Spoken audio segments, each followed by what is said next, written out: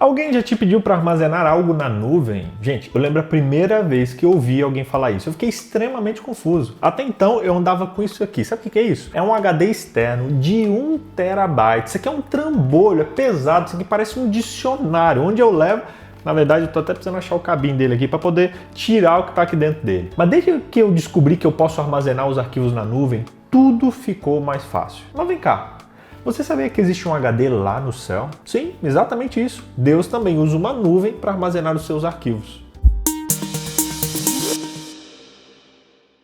Fala pessoal, muito bom ter vocês aqui hoje em mais um episódio da nossa resenha semanal. Fala pra mim aqui nos comentários o que você tá achando dessa nossa temporada de estudos. Tá curtindo? Tá aprendendo? Tá entendendo? Se você tá curtindo, escreve "tô curtindo" aqui embaixo, que eu quero ver se você tá curtindo esse negócio mesmo. Eu espero que seja uma bênção para você, porque para nós aqui tá sendo muito abençoado. Eu me lembro quando eu comprei meu primeiro pendrive.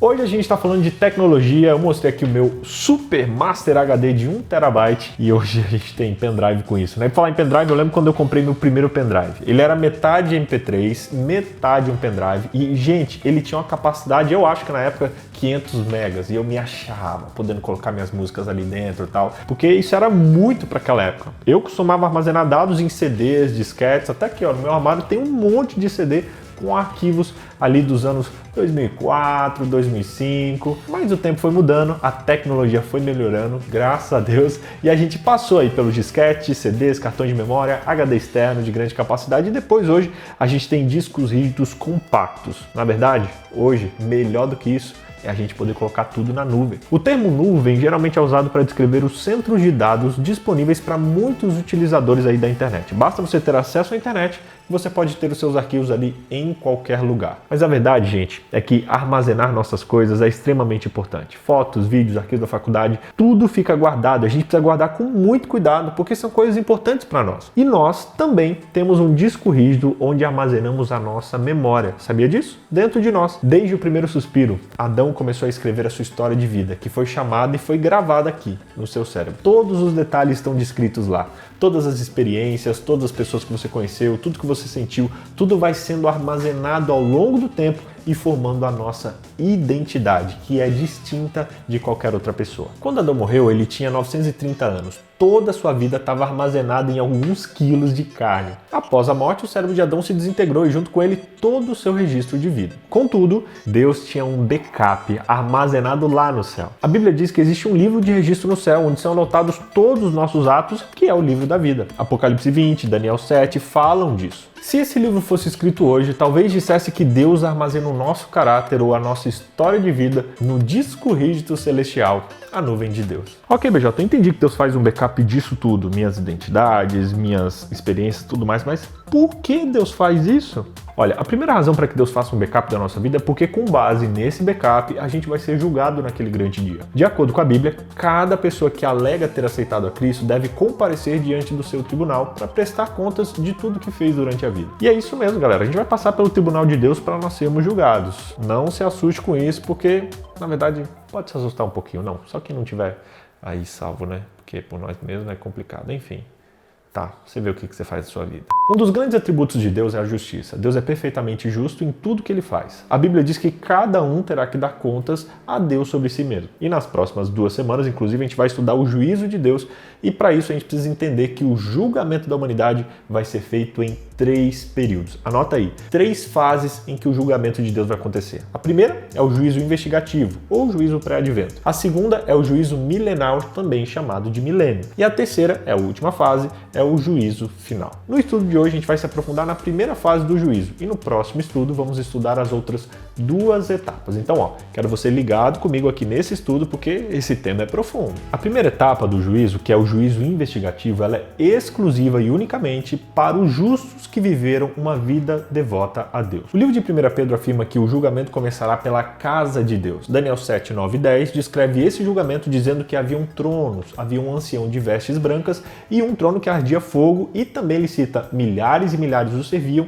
e milhões estavam diante dele. O texto termina dizendo que o tribunal iniciou o julgamento e os livros foram abertos. Galera, esse juízo já começou, exatamente. Quando a gente estuda a profecia de Daniel, especialmente a respeito das 2.300 tardes e manhãs, e lá em Daniel 8, das 70 semanas, a gente descobre que esse juízo começou no ano de 1800 e 44. Se você ainda não aprendeu sobre essa profecia e como chegamos nessa data, e se você quer inclusive aprender mais sobre isso, eu vou deixar um link aqui embaixo com alguns estudos muito especiais, gratuitos, para você poder fazer e se aprofundar nesse estudo. Combinado? Esse juízo acontece em ordem cronológica, começando com aqueles que viveram desde o início da história até os dias atuais. E com base no modo como vivemos, nós seremos declarados culpados ou inocentes quando Jesus voltar. Na verdade, com base se aceitamos ou não o sacrifício de Jesus e mostramos à nossa vida os frutos dessa aceitação. Jesus vai dar a recompensa da vida eterna para aqueles que realmente confiaram nele e que passaram por esse julgamento. Agora, BJ,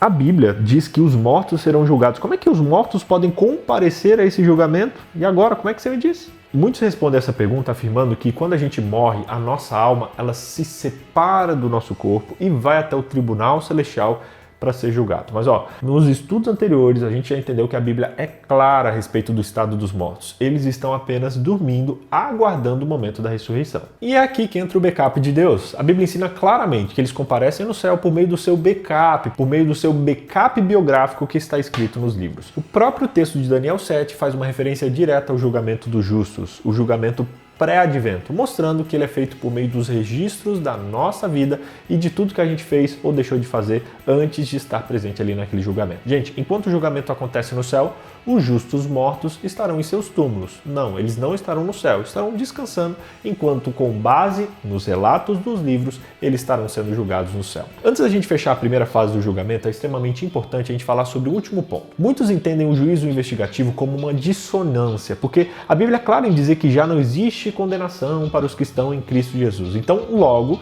não seria necessário um julgamento para os justos. Mas, o propósito do juízo para os justos, para os que aceitaram o sacrifício de Cristo, não é a condenação, e sim a vindicação, a validação. Daniel 7 diz que após o julgamento será dado a todos os santos o reino eterno. Por isso é que é necessária a divisão do julgamento, porque são causas diferentes. A parte dos justos se trata da requisição da propriedade que a gente perdeu quando a gente pecou, mas que graças ao nosso advogado, Jesus Cristo, que pagou a sentença, nós podemos reivindicar ser parte desse reino eterno. Já o julgamento dos ímpios se trata de um julgamento de culpa, porque assim como nós, eles rejeitaram a propriedade do reino e se separaram de Deus como justos, só que eles não aceitaram o advogado que pagou a pena no lugar deles. Portanto, eles receberão a sentença da culpa por não terem colocado Jesus ali no seu lugar. O sacrifício de Jesus, que foi mais que suficiente, está disposto a cada um de nós e isso será provado nessas fases do juízo. Entendeu? Beleza, já entendemos qual vai ser a primeira fase, a primeira função do backup celestial e ele vai ser usado ali no juízo investigativo de toda a humanidade. A segunda função dele está relacionada à ressurreição. No nosso segundo estudo, a gente entendeu o conceito de corpo, alma e espírito. E à luz da Bíblia, a gente aprendeu que quando a Bíblia se refere ao nosso espírito, ela se refere ao fôlego de vida que vem de Deus. Só que hoje a gente vai completar essa definição da palavra espírito. Eclesiastes 12:7 afirma que o fôlego de vida volta para Deus após a morte, mas esse espírito que volta a Deus é mais do que meramente um fôlego de vida. É o fôlego de vida junto com o registro biográfico e o caráter das pessoas que Deus mantém. Esse é o nosso backup celestial. Quando os salvos morrem, Deus fecha o registro de vida deles, fecha aquele registro nos livros celestiais e os armazena até a ressurreição. Na ressurreição, eles terão devolvido todo o seu registro de vida, todo o seu caráter. E é verdade que Deus vai restaurar o fôlego de vida, mas com ele também vai restaurar todo o registro, todo o caráter das pessoas que morreram. A Bíblia fornece evidências de que o espírito é mais do que apenas a respiração. O apóstolo Paulo várias vezes usava um pronome pessoal, por exemplo, dizendo vocês e a palavra espírito de forma intercambiável em suas bênçãos às igrejas. Ele falava que Deus abençoe vocês e chamava vocês com essa palavrinha chamada espírito. Um exemplo disso está em 1 Tessalonicenses 5:28, onde ele escreveu a graça do Senhor Jesus Cristo esteja com vocês. Em Gálatas 6:18, no entanto, ele escreveu a graça do Senhor Jesus Cristo esteja com o espírito de vocês. E nesses versículos, a palavra espírito é usada de forma intercambiável com o pronome pessoal você. O estudioso evangélico William Barclay, ele salientou que o espírito nessa passagem é o que podemos chamar de personalidade cristã dos amigos de Paulo. Ellen White, em harmonia com as escrituras, expressou bem o significado mais amplo da palavra espírito como sendo parte da nossa identidade. Ela disse bem assim: a nossa identidade pessoal é preservada na ressurreição, se bem que não as mesmas partículas de matéria ou a substância material que foram para a sepultura. As maravilhosas obras de Deus são um mistério para o ser humano. O espírito, o caráter humano volta a Deus para ser preservado. Na ressurreição, toda pessoa terá o seu próprio caráter. Forte isso, né? Quando o grande dia chegar, a gente vai ressuscitar e vai receber de volta o nosso backup. Lá vai estar a nossa personalidade, a nossa identidade e o nosso caráter que a gente cultivou aqui na Terra. Só que dessa vez vai estar revestido de perfeição, estará limpo, estará puro de todo o pecado que existiu na nossa vida. Paulo ilustra esse assunto pelo grão de cereal semeado no campo. O grão plantado ele se decompõe, mas aparece um novo grão. A substância natural da semente que se decompõe jamais é ressuscitada como antes, mas Deus lhe dá um corpo segundo deseja, segundo o que foi plantado. Ele diz: semeia-se o corpo natural, ressuscita o corpo espiritual. Se assim não fosse, o céu seria um lugar de vários robôs, todos seriam iguais e qualquer coisa que pudesse diferenciar não haveria. Ou seja, seria um lugar que não faria muito sentido estar lá. E essa é a beleza do julgamento de Deus. E aí você pergunta: BJ, tá, e como os ímpios vão ser julgados? Isso é tema para nossa próxima lição. Então não perca o episódio seguinte da nossa resenha. Resumindo então, primeiro, existe um livro de registro no céu. Segundo, o julgamento da humanidade vai ser feito em 3 períodos: o juízo investigativo, ou pré-advento, o juízo milenal, também chamado de milênio, e a terceira e última fase, que é o juízo final. 3, a primeira etapa é o juízo investigativo, que é exclusiva e unicamente para os justos que viveram uma vida devota a Deus. Quarto, o juízo investigativo começou no ano de 1844 e está acontecendo até hoje. E quinto, na ressurreição, toda pessoa terá ali o seu próprio caráter, a sua própria identidade, da maneira que ela teve quando foi para a sepultura. Que Deus abençoe a sua vida, que Ele ajude você a participar desse primeiro julgamento, o julgamento dos justos, para que você seja achado limpo e possa estar com Jesus na primeira vinda dele subindo para o céu. Você quer estar nesse momento? Escreva: eu vou estar, não é nem eu quero, eu vou estar nesse momento. Porque se você confia no sacrifício de Cristo, você pode ter certeza de que você estará lá naquele momento. Que Deus abençoe a sua vida. Até semana que vem. Se você quiser saber um pouquinho mais sobre essa questão de pecado, de Daniel, de Apocalipse, dá uma olhadinha aqui na descrição do vídeo. Deixei algumas opções de estudo bíblico para você fazer gratuitamente com a nossa esperança. É um presente do Resenha para você poder aprender mais sobre a palavra de Deus. Clica aqui embaixo e vem com a gente.